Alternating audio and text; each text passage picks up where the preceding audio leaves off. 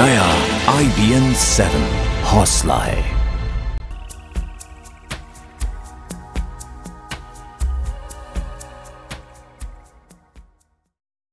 स्वागत है आपका, मैं हूं प्रशांत चुरहे। पीएम नरेंद्र मोदी के 3 देशों के दौरे पर हमारी कवरेज लगातार जारी है। एशिया के हम सिकंदर, और अब से थोड़ी देर में ही प्रधानमंत्री मोदी मंगोलिया की संसद को संबोधित करेंगे। खास बात यह भी है कि ऐसा पहली बार होगा कि मंगोलिया की संसद को कोई विदेशी प्रधानमंत्री संबोधित करेगा, और किसी भी भारतीय प्रधानमंत्री की ये पहली मंगोलिया यात्रा है। हम आपको ये भी बता दें कि ये एक ऐतिहासिक लम्हा है, क्योंकि रविवार के दिन संसद में इस तरह का खास आयोजन मंगोलिया के इतिहास में पहली बार। ऐतिहासिक दौरे पर पीएम मोदी मंगोलिया पहुंचे हुए हैं, और मंगोलिया की राजधानी उलान बटोर में मंगोलिया और भारत के बीच 14 अहम समझौतों पर दस्तखत किए गए। इसके बाद दोनों देशों के साझा प्रेस कॉन्फ्रेंस हुए, और प्रेस कॉन्फ्रेंस में पीएम मोदी ने दोनों देशों के बीच रिश्तों में और मजबूती की बात कही। साथ ही साथ पीएम ने मंगोलिया के बुनियादी सुविधाओं में मदद के लिए $1 अरब की राशि का भी ऐलान किया। प्रतिनिधिमंडल की बातचीत में परिवहन, राजमार्ग और ऊर्जा के क्षेत्रों में सहयोग समेत आर्थिक और व्यापारिक सहयोग पर भी समझौता हुआ है। और खास आयोजन की ये तस्वीर आप देख रहे हैं, जब आज पीएम मोदी ने मंगोलिया में अपने दिन की शुरुआत की। पहला कार्यक्रम था उनका, जहां पर वो पहुंचे गंदन मॉनेस्ट्री, जहां पर कि इस मॉनेस्ट्री में पहुंचकर उन्होंने वहां के मैन से कई अहम चीज़ों की जानकारी भी ली, श्रद्धा से शीश नवाया और पूजा अर्चना भी की। दूसरा खास कार्यक्रम जहां स्वागत समारोह हुआ। The agreements that we have just signed speak to the depth of the relationship. These cover economic relations, development partnership, defense and security, and people-to-people contacts. We will take our economic partnership to a new level. Today, I am pleased to announce that India will provide a line of credit of $1 billion to support expansion of Mongolia's economic capacity and infrastructure. Supporting development of human resources is the best way to secure our nation's development. We reiterated our commitment to continue our efforts in Mongolia. India will increase the high-tech training slots for Mongolia from 150 to 200. We will also establish an India-Mongolia joint school. We attach high importance to our security cooperation. We will continue to participate in each other's defense exercise. The agreements today will depend our cooperation in border security and cyber security. और कई समझौतों पर दस्तखत हुए हैं Mongolia और भारत के बीच। दोनों प्रधानमंत्री ने चर्चा भी की, और प्रतिनिधिमंडल के स्तर की वार्ता भी इससे पहले हुई है। हमारे सहयोगी आकाश तो इस वक्त फोन लाइन पर मौजूद हैं ज्यादा जानकारी के साथ। आकाश, जो समझौते हुए हैं, खास बात यह है कि भारत ने एक बार फिर आर्थिक सहयोग की बात कही है, बुनियादी जरूरतों के लिए, विकास के लिए। ऐसे में किस तरह से अब दोनों देशों के रिश्तों को देखा जाए, आज की तारीख कितनी ज्यादा खास है दोनों देशों के लिए? देखिए, भारत की दृष्टि से अगर देखा जाए तो मंगोलिया को अभी भी हम चीन के चश्मे से देख रहे हैं, और कम से कम ये है कि किसी चश्मे से तो देख रहे हैं, क्योंकि 60 साल पहले भारत और मंगोलिया ने अपने रिलेशंस को रिज्यूम किया था, लेकिन तब से अभी तक कोई ज्यादा प्रगति नहीं हुई थी इन रिश्तों में। और प्रधानमंत्री नरेंद्र मोदी ने जो बुद्धिस्ट डिप्लोमेसी का एक पूरा फ्रेमवर्क बनाया है, उसके अंदर आप अब चीन देख लीजिए, प्रधानमंत्री गए हैं, और अब मंगोलिया गए हैं, और मंगोलिया से आगे वो कल पहुंचेंगे दक्षिण कोरिया, तो वहां पर भी ये बुद्धिस्ट डिप्लोमेसी महत्वपूर्ण होगी। मंगोलिया की जनसंख्या का जहां तक सवाल है, 50% से ज्यादा बुद्धिस्ट है, तकरीबन 3% मुस्लिम है, उसमें ज्यादातर पे कजाक मुसलमान है। तो बुद्धिस्ट डिप्लोमेसी यहाँ पर बेहद महत्वपूर्ण हो जाती है।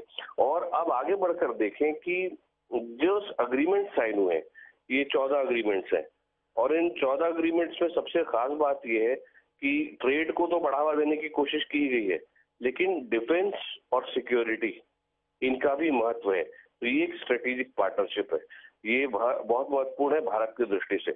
अब मंगोलिया की दृष्टि से देखिए, आपने कहा कि प्रधानमंत्री अब से कुछ ही क्षणों में, कुछ ही मिनटों में जो बोलने वाले हैं, वो मंगोलिया की संसद को भाषण देंगे, जो कि किसी भी फॉरेनर ने आज तक कभी भी नहीं किया है।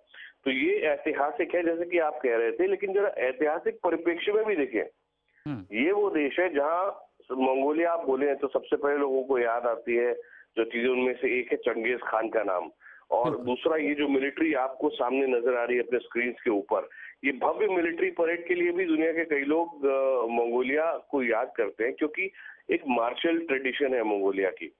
एक समय वो था जब मंगोलिया चीन के रास्ते से होते हुए, भारत के उत्तर से होते हुए, मध्य पूर्व एशिया से होते हुए, इनको पार करके यूरोप के अंदर स्पेन तक साम्राज्य था। कई साम्राज्यों को मंगोलिया के लोगों ने नेस्तनाबूद करते हुए इतना बड़ा साम्राज्य बनाया था। तो हम एक महान राष्ट्र हैं, ये याद मंगोलिया के लोगों में, जहन में अभी भी है।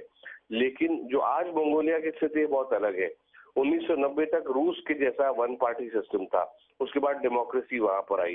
डेमोक्रेसी आने के बाद 25 साल पूरे हो चुके हैं, और अब भारत के प्रधानमंत्री पहले ऐसे विदेशी होंगे जो मंगोलिया की संसद को संबोधित करने वाले हैं। थोड़ा सा ये भी बता दूं कि अभी थोड़ी देर पहले जब आप देख रहे थे एग्रीमेंट साइन हो रहे थे, जहां तक मुझे समझ में आ रहा है वो डेफर्ड लाइव था, यानी लाइव तो है लेकिन कुछ डिले के साथ है, कुछ मिनटों के डिले के साथ है। वो जो डिले है वो अच्छा खासा, मुझे ऐसा लगता है 15-20 मिनट का डिले है। तो इसका मतलब ये हुआ कि 7:55 पर शेड्यूल पर अगर प्रधानमंत्री की ये जो संबोधित करने का कार्यक्रम था ये शुरू हो चुका था, तो अब किसी भी समय डेफर्ड लाइव में हमें ये मिलना शुरू होना चाहिए, जो IBN 7 पर हम अनकट बनाने का अभी तक प्रोग्राम बना चुके हैं। तो प्रधानमंत्री को आप सुन पाएंगे डेफर्ड लाइव में IBN 7 पर अब से थोड़ी देर में। बिल्कुल, और लगातार दर्शकों तक हम अपडेट्स भी पहुंचा रहे हैं कि किस तरह से प्रधानमंत्री नरेंद्र मोदी की ये विदेश यात्रा, और इस वक्त वो मंगोलिया में हैं, कुछ ही देर में संसद को संबोधित भी करेंगे, और वो तस्वीरें भी हम आप तक सीधे पहुंचाएंगे।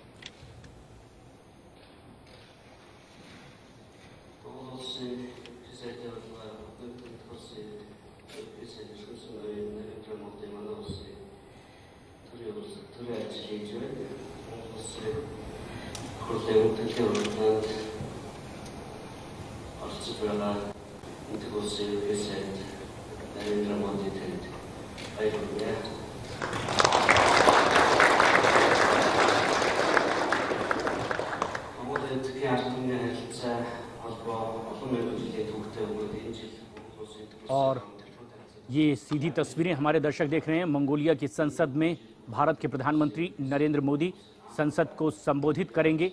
खास बात यह है कि ऐसे पहले विदेशी प्रधानमंत्री नरेंद्र मोदी हो रहे हैं जो मंगोलिया की संसद को संबोधित कर रहे हैं। खास बात यह भी है कि रविवार छुट्टी का दिन होता है, लेकिन आज भी संसद की ये खास कार्रवाई और ये आयोजन मंगोलिया के इतिहास में पहली बार ऐसा ऐतिहासिक लम्हा इसलिए भी है क्योंकि नरेंद्र मोदी भारत के ऐसे पहले प्रधानमंत्री हैं जो मंगोलिया के दौरे पर हैं। दोनों देशों के बीच 14 समझौते हुए हैं, साझा प्रेस कॉन्फ्रेंस भी, घोषणा इसकी की गई, और अब नरेंद्र मोदी मंगोलिया की संसद को संबोधित करने के लिए सामने आ रहे हैं।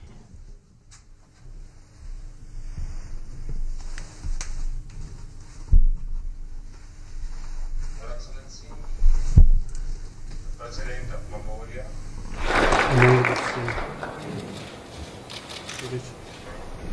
Эрхэм Сигнаян Монгол улсын хурлын дарга Монгол улсын эрхэм сигнаян ерөнхий сайд Монгол улсын эрхэм гишүүд Great Khan of Mongolia. Your Excellency, Prime Minister of Mongolia. Honorable Members of Parliament. Honorable Members of Diplomatic Corps. I am delighted to visit Mongolia, a country of great people. Your country reminds us how beautiful this world is. It is truly a great honor to speak to the great Bharat. It is a special privilege to do so in the 25th year of democracy in Mongolia. You are the new bright light of democracy in our world. Bright light of democracy in our world. I'm deeply grateful for your generosity in hosting me on a Sunday. I'm humbled by the warmth of the welcome and your wonderful hospitality. Everything that I see and experience here speaks clearly of unlimited goodwill for India. I bring the greetings of your 1.25 billion spiritual neighbors. There is no higher form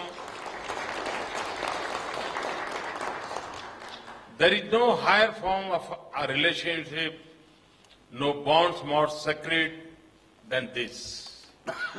We in India are honored that you think of us this way.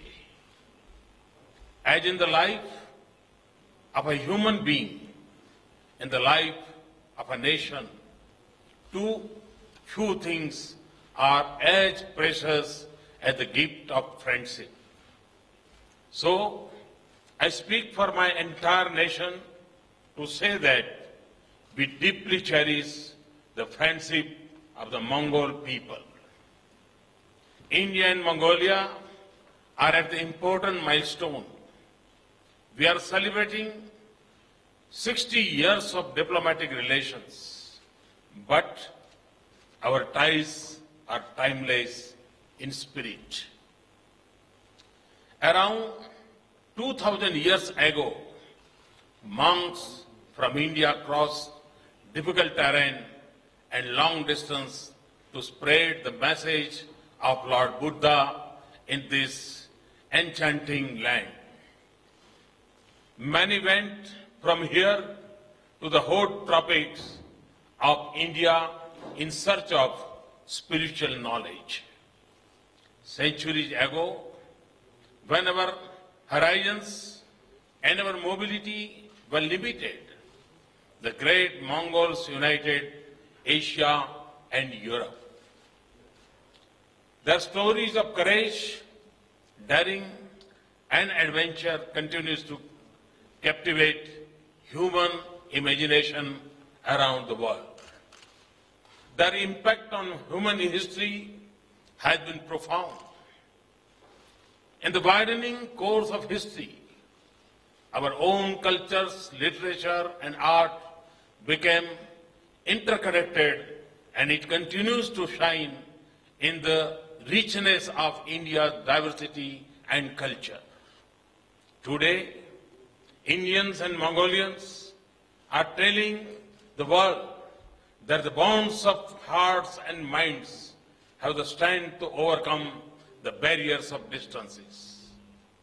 That bond thrives through the monks from Mongolia who came to India each year for spiritual learning and hundreds of others who go there for education and training. It lies through the work of Kushak Bakula Rinpoche, India's ambassador here from 1990 to 2000. The Pethua monastery that he established here will be an enduring symbol of our links. In the popularity of the yoga in Mongolia, we see the unity of our spirit. 5 decades ago, we stood firmly with you as you sought membership of United Nations as a proud and sovereign nation. In turn, time and again, you have stood in solidarity with us in the United Nations and elsewhere. While the human bonds have been strong, our economic ties have been modest. But I have no doubt that our relations will progress along every avenue of the new age. It will draw strength from India's economic growth. A year ago, a nation of 1.25 billion people voted for change and progress in the largest democratic election in human history. We have worked with speed, resolve, and ambition to fulfill our pledge. In less than a year, our growth has rebounded to 7.5%. India has emerged as one of the fastest growing major economies in the world. And we have the potential to grow even faster. At a time when the global economy remains weak, the world speaks in one voice that India is the bright spot of hope to become the new locomotive for global economic momentum. We are conscious that our challenges are vast across India's immense social and economic diversity. But we have faith in our sound policies and good governance.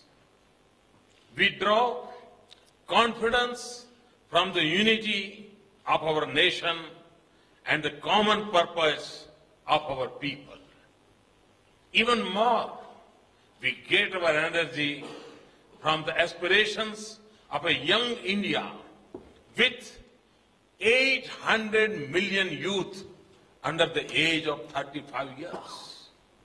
They are eager to pursue their dreams and confident in their ability to do so. So, as we transform the lives of our people, we also create opportunities for the world, and we increase our ability to help our friends. This is the earth of the land of Buddha and Gandhi. This is the instinct born from our ancient belief in the world as one family. As the Indian economic adds strength to our region and the world, it will also benefit Mongolia. Mongolia's economic growth is also impressive. So our bilateral ties will also grow despite the distance and demands of geography. Mongolia's rich mineral resources can fuel our partnership. And I hope that location will not be constrained on Mongolia's right to choose its partners. We can seize the economic opportunities of the digital world and work together to make it more secure against growing cyber threats. We can use India's expertise in dairy to launch a white revolution on these vast steppes. We can work together to add value to Mongolia's Pashmina resources right here. We can create partnership for affordable modern healthcare in Mongolia. We can use our heritage of traditional medicines to improve holistic treatment in our countries and abroad. As Indians travel abroad more, Mongolia has the opportunity with its natural and spiritual wealth to become a major destination for them. More than just trade and investment, our development partnership is a reflection of our shared ideals and vision. I believe that the greatest form of this partnership is investment in the development of human resources and institutions. This gives a nation its own capacity to shoulder the responsibility for its progress. It enhances its independence of choice, and it makes progress more sustainable.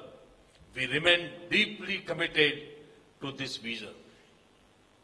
Today, I will lay the foundation stone for the expansion and upgrading of the Atal Bihari Vajpayee Center for Excellence in Information and Communication Technology. Under India's training program, Mongolia is one of our largest partners. We will increase the high-tech training slots for Mongolia from 150 to 200. We will also establish an India-Mongolia joint school. Later today, I will hand over the Bhavatron equipment that can help treat cancer in Mongolia. This will be the first demonstration of our cooperation in the civil nuclear sector. Finally, today conveyed to Prime Minister our decision to provide $1 billion line of credit to develop institutions, infrastructure, and human resources in Mongolia. Our security cooperation is growing. We can learn a great deal from each other. No one can doubt the well-known skills of Mongols. We are proud to conduct defense exercise together, and I am pleased that we have signed agreements today to cooperate more closely on border security and cyber security. We have also agreed that India will help establish a cyber security center in Mongolia's defense and security establishment. But the real strength of our relationship lies in the goodwill between our people and in the faith that unites us across the distances. It is a power that can do more than just draw our two countries closer. It can help advance peace, stability, and prosperity in Asia and the Pacific region. There was a time when the messenger of Lord Buddha linked Asia with his message and love and compassion. The shifting sands of time have not buried their footprints because the value of their message never diminishes. Wherever have traveled in Asia, from the edge of Pacific to the center of the Indian Ocean, from the sea of shores of Southeast Asia to the lofty heights of the Himalaya, from the thick forests of the tropics to the expanse of these steppes, I see thriving monuments and temples dedicated to Lord Buddha. The Eightfold Path of Lord Buddha prescribes not just the path to happiness of individuals, but also a guide to the well-being of societies and nations. It is a message of kindness, love, and compassion for all. It is a lesson of deepest respect for human beings and human rights, for faith in peace and non-violence. This is a path that tells us to reach out to the weakest and the poorest in our societies. It is a wisdom that sees the interdependence of all things in the universe and the virtue of simplicity. Therefore, it is a path to a more sustainable planet. It holds lessons for the world that is threatened by the excesses of consumption and disharmony between man and nature. As in the prosperous West, Asia of rising incomes and aspirations must remember and follow this message. Above all, it is a guide for a relationship of peace, equality, respect, and cooperation between nations, small and large, weak and powerful. It is a call for each of us, as individuals and as nations, to assume the universal responsibility to mankind and our planet. It inspires us to think of common good and all nations. The teachings of Lord Buddha are reflected in the principles of democracy. The path of righteousness is based on freedom of mind, liberty of thought, liberty of action, and liberty of speech. These are the foundations of democracy. It is defined by recognition of interdependence, acceptance of diversity, and belief in coexistence. Its essence is the freedom of human beings, faith in dialogue, rule of law, and resolution of differences through peaceful means. So if we follow the right path of the Master, it will also be natural to walk on the path of democratic values. Here in Mongolia, we see the union of these two ideas and two ideals. I say this to Asia. Whatever forms of government each nation choose, however we define ourselves as a state, we can still apply the principles of democracy in our engagement with each other. Whatever path we have chosen, whatever be the history of our disputes or the nature of our claims, we are linked by the common spiritual heritage across a vast arc of Asia. The convergence of Buddhism and democracy provides us a path to build an Asia of peace and cooperation, harmony and equality. This is the reason that it has woken up to its destiny. No region in the world has seen so much progress in the last half century as Asia. No age has seen transformation on such scale in one generation as our continent. This is the region of ancient wisdom and youthful dynamism. It is a continent that is expected to lead the world in the 21st century. Yet, this is also a region that lies on the uneasy edge of uncertainty, of unsettled questions, of unresolved disputes, and unforgotten memories. Across Asia's diversity, we also see growing disparity of hope and opportunities. Asia has given much to the world through the ages.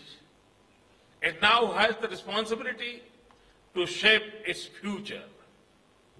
So now, more than our own requirements, I'm sure we will be able to do the requirement which the Asia wants from us and the world thinks about us. And I'm sure with this, our spiritual background, and with this, our extraordinary quality of the mankind, we can serve to the world and to the society. And I'm sure that the path of righteousness is based on freedom of mind, liberty and thought. I'm sure that whatever we have decided, and then in the widening course of history, our own cultures, literature and art become interconnected, and it continues to shine in the richness of India's diversity and culture. Today, Indians and Mongolians are telling the world that the bond of hearts and minds have the strength to overcome the barriers of distances. And I'm sure that this will improve the all of our spirit, and we will continue to give. And this is a token of our reverence, of our shared spiritual heritage and respect for our friendship. As the sapling grows, it will be an emblem of our growing partnership. In time, it should also become a symbol of humanism in the world and conservation of our planet. I thank you once again. Thank you. Sarve bhavantu sukhina, sarve santu niramaya, sarve bhadrani paschantu, ma kaschiddu bhagavad. May happiness be bestowed on all. And when I entered the parliament, when I saw the symbol, I found a special connectivity with this parliament. There is a symbol, lotus is there. And we're happy to know that my party's symbol is also lotus.